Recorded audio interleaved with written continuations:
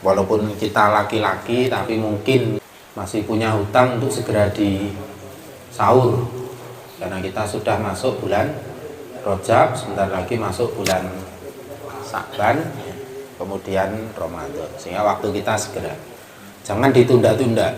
Kadang-kadang karena merasa waktunya panjang itu kemudian ngelantur, tahu-tahu sudah mendekati bulan Ramadan. Ya, mungkin kita dulu pernah sakit atau kondisi tertentu sehingga harus mukah tidak melaksanakan puasa, maka hendaknya segera ditunaikan. Bahkan ada yang misalnya setelah Ramadan itu ada ibadah yang nututi, yaitu ibadah puasa Syawal, dan pahalanya seperti puasa 1 tahun. Man shoma Ramadhana, barang siapa yang puasa Ramadan, tsumma atba'ahu, kemudian diikuti sitan min Syawal, 6 hari di bulan Syawal, karena kasyami dahri, maka dia seperti puasa sepanjang tahun. Ini oleh para ulama kemudian ditafsirkan bahwa kok bisa 1 tahun? Karena kebaikan itu dibalas dengan 10 kali lipat.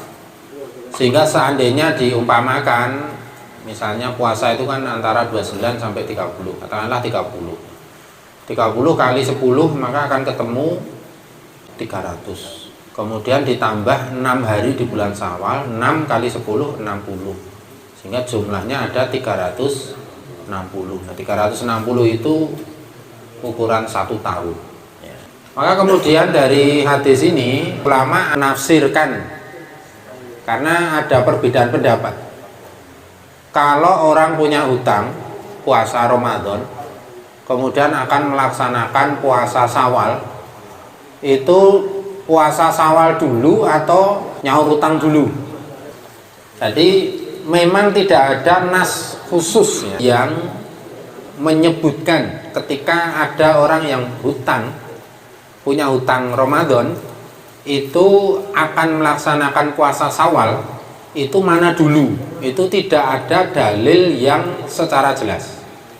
Maka kemudian masuk wilayah ijtihadi atau pendapat para ulama. Nah, pendapat para ulama itu berdasarkan satu, bisa dalil akli atau dalil akal. Akal berarti dengan nalar. Sehingga ada nalar pertama, itu puasa Syawal itu kan hanya 1 bulan.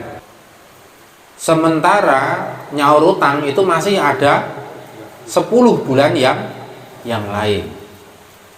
Sehingga karena kepepet itu kemudian Syawal dulu.